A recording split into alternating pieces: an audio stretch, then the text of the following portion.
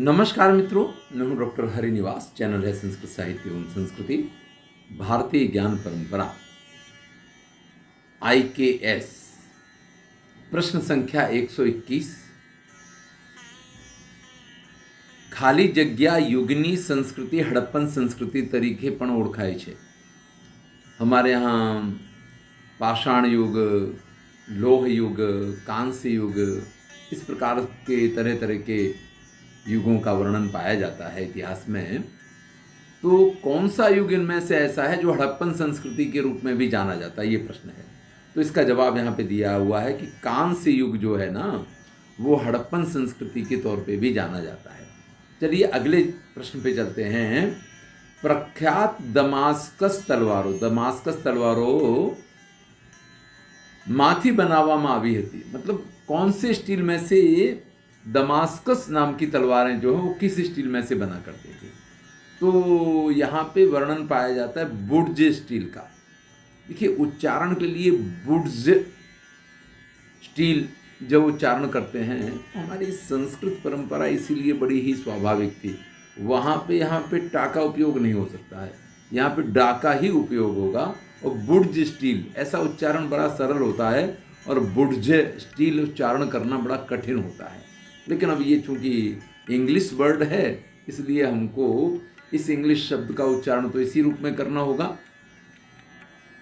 इस स्टील की विशेषता ये रहती है कि इसमें कहते हैं कि कार्बन का जो है वो पुट ज़्यादा रहता है। ये भी कहा जाता है कि टीपू सुल्तान की जो तलवार थी वो उसमें इस प्रकार की स्टील का प्रयोग हुआ था। और ये संभव भी है क्योंकि इसके बाद का जो अगला प्रश्न है कि बुर्ज स्टीलનું उत्पादन आश्रे 300 BCE थी भारतમાં થતું હતું। तो भारत के किस प्रदेश में इस बुर्ज स्टील का उत्पादन ईसा सन पूर्व 300 वर्ष पहले भी हुआ करता था। यानी जिस समय आप कहें कि अन्य संस्कृतियों का विकास नहीं हुआ था,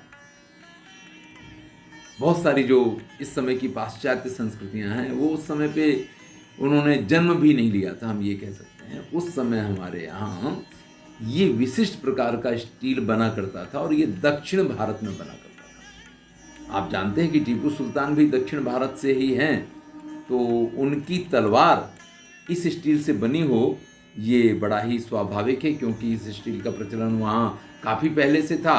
और इस तलवार की विशेषता ये है, या इस स्टील की विशेषता ये है कि इस तलवार से दूसरे लोहे कि जो कवच वगैरह किसी ने पहने हो उस पर प्रहार किया जाए तो उसको भी जैसे खड़े खड़े किसी लकड़े को काट दे, किसी अन्य चीज़ को काट दे, ऐसे काटने की क्षमता ये तलवार रखा करती है। ऐसा टीपू सुल्तान की तलवार के बारे में कहा जाता है। चलिए, प्राचीन भारत में सॉफ्ट आयरन, यानी देखिए ये लोहा जो है, हमने पिछले वीडियो की अंतिम प्रश्न में चर्चा की थी। धातु शास्त्र में इसका उल्लेख पाया जाता है कि धातुओं को कैसे जमीन से निकालना और फिर कैसे उसको प्रोसेस करके शुद्ध करना और फिर उसको उपयोग के लिए कौन सी धातुओं का मिश्रण करके उसको किस रूप में बनाना। तो यहाँ पे ये जो कांत लोह है, सॉफ्ट आयरन, यानी अब लोहा है तो उसको कोमल तो कैसे कह सकते हैं, लेकिन फिर भी यहाँ उल्लेख पाया जाता है सॉफ्ट आयरन। तो प्राचीन भारत में जो सॉफ्ट आयरन है वो किस रूप में जाना जाता था, तो इसका नाम हुआ करता था कांत लोह। कांत लोह इसको कहा जाता था। देखिए, लोहे के प्रकार इस तरह से आप समझ सकते हैं कि जो सॉफ्ट आयरन होगा वो अगर आप बेंड करेंगे तो बेंड हो जाएगा, लेकिन एक लोहा ऐसा होता है कि वो मुड़ता नहीं है, अगर उसको मोड़ने जाओ तो कटाक से टूट जाएगा। चलिए, हम 125वें प्रश्न में पहुंचे हैं। खूबज जानीता रसायन शास्त्री हता, यानी प्रसिद्ध प्राचीन भारत के रसायन शास्त्री हैं, इसके रूप में नागार्जुन का नाम पाया जाता है। हैदराबाद के पास एक नागार्जुन डैम भी है, बहुत बड़ी साइट है। अभी साउथ की यात्रा करके आया इसलिए उसके बारे में थोड़ा कुछ पता है। ये भारतीय परंपरा का बड़ा सौभाग्य है कि यहाँ जितने भी विद्वान हैं ना, वो श्रेष्ठ श्रेष्ठ विद्वान साउथ से आए, विशेष करके जो दार्शनिक हुए हैं। ये नागार्जुन जो हैं, ये रसायन शास्त्र के तो विद्वान थे ही, इसके साथ ये बौद्ध धर्म में बहुत बड़े दार्शनिक के तौर पे भी ये जाने जाते हैं। यानी आप ये समझ लीजिए कि अद्वैत वेदांत जो आया है, कहीं ना कहीं उस पर आप ये कह लीजिए 80% नागार्जुन की छाप मिलती है। तो ये बहुत ही प्रसिद्ध भारतीय विद्वान हैं और रसायन शास्त्र के बहुत बड़े ज्ञाता ये माने जाते हैं। अगला प्रश्न है, ग्रंथ रासायणिक पदार्थों અને તેમની क्रिया प्रतिक्रियाની चर्चा करे छे। रस शास्त्र नाम का ग्रंथ है ये। यहाँ बाकी जो ऑप्शन है, आर्यभट्टी आपको मालूम है, ज्योतिष खगोल शास्त्र से संबंधित ग्रंथ है। पंच सिद्धांतिका ये वाराह मिहिर की रचना है। तो इसका जवाब है रस शास्त्र। रस शास्त्र जो है, यह ग्रंथ रासायनिक पदार्थों और उनके मिश्रण से उनकी क्रिया प्रतिक्रिया, इस सब की चर्चा इसमें की गई है। 127वां प्रश्न है, अमृत धातु अथवा अमर धातु तरीके ओळखातो हतो। पारो, लोखंड। तो लोखंड तो अमर नहीं है, डायमंड कठोर धातु माना जाता है और जिंक को भी आप इस प्रक्रिया में नहीं रखते। इसका जवाब है पारो। यानी जो पारा होता है उसको संस्कृत में या भारतीय प्राचीन परंपरा में अमृत धातु कहा जाता है या अमर धातु कहा जाता है। इसका तात्पर्य यह है, ये कभी भी नष्ट नहीं होता है। आप पारे से कितना परिचित हैं मुझे नहीं मालूम है, लेकिन जो थर्मामीटर वगैरह है जिससे टेम्परेचर नापा जाता है, उसके अंदर पारा ही होता है जो गति करता है टेम्परेचर के अनुसार। दूसरा, इस पारा का उपयोग जो है ना, पारस बनाने के लिए भी किया जाता है। आपने सुना होगा कि पारस परस कुधातु सुहाई, यानी अगर पारस का स्पर्श हो जाए तो लोहा भी सोना बन जाता है। तो अब ये पारस कोई ऐसा पत्थर नहीं है जैसे सोने की कसौटी वाला काले कलर का पत्थर मिल जाता है आपको, या आप किसी को शालिग्राम बना लें वो काले कलर का पत्थर मिल जाता है। ऐसे ही कोई लाल कलर का पत्थर मिल जाता है, कोई सफ़ेद कलर का। ऐसा कोई नदी में या किसी पर्वत पे मिलने वाला पत्थर नहीं है।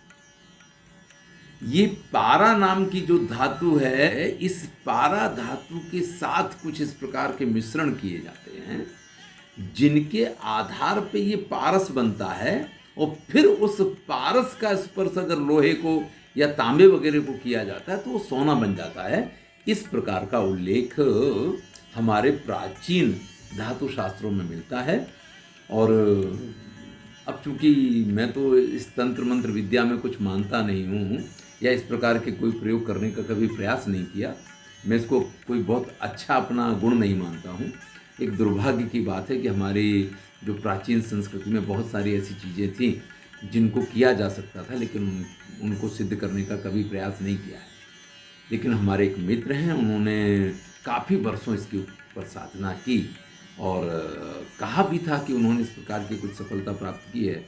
लेकिन इस प्रकार की सफलताएं जिनको मिल जाती हैं वो फिर दुनियादारी के मोह से इतने दूर हो गए होते हैं कि उन्हें फिर सोने की ज़रूरत नहीं रहती है, और जिनको सोने की ज़रूरत होती है वो इस प्रकार की सिद्धियों तक नहीं पहुंच पाते हैं। चलिए, तो ये पारा धातु है इस प्रश्न का जवाब, कि जिसको अमृत धातु कहा जाता या जिसको अमर धातु कहा जाता। इसका एक अर्थ ये भी होता है कि ये धातु कभी नष्ट नहीं होती है। ये जहाँ जिस जगह पड़ जाएगी वहाँ उस जगह पे उसी रूप में बनी रहेगी और पुनः आप उसको उसी रूप में प्राप्त कर सकते हैं।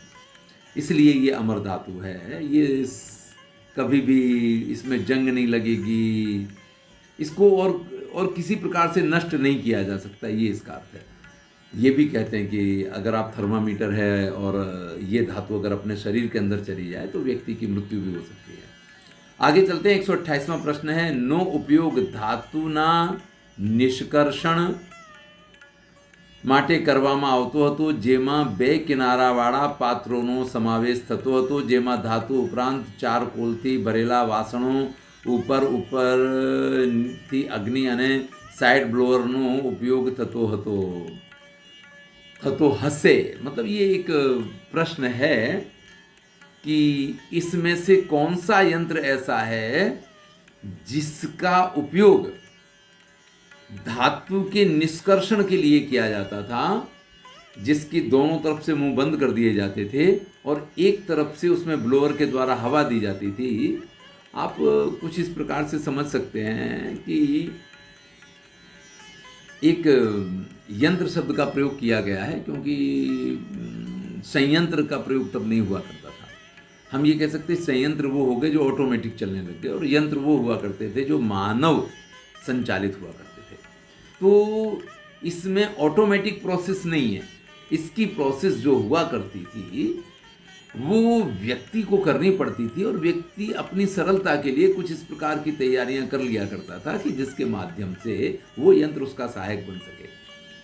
तो धातुओं को निकालने के लिए, उसके निष्कर्षण के लिए, उसके खींचने के लिए, शोषण के लिए दो किनारे वाला बना हुआ करता था, और उसमें ब्लोअर के द्वारा हवा भी जा सकती थी, उसके मुंह को बंद कर दिया जाता था। इस प्रकार का यंत्र कौन सा होता था? तो इसका जवाब यहाँ पे है मूषा यंत्र। आप गूगल पे सर्च करेंगे तो इसकी आकृति आपको देखने को मिल जाएगी। चलिए आगे चलते हैं। 129वां प्रश्न है, એટલે प्राचीन भारतમાં વાપવા માટે વપરાતું મોટું માટીનું વાસણ, ये स्वेदानी यंत्र है। स्वेद वैसे कहते हैं पसीने को, स्वेद कहते हैं पसीने को।